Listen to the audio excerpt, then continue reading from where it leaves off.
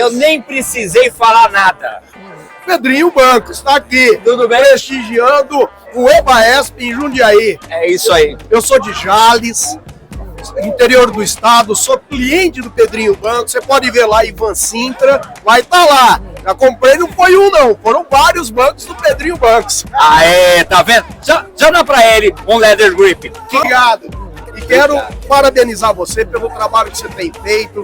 Eu tenho acompanhado seus trabalhos, os vídeos, as postagens. É uma vida legal. Muito bacana, muito bacana. Gratidão de coração. Ó, que é isso? Nós é que agradecemos. Tenha sempre bons ventos. Que é isso? Nós é que agradecemos, viu?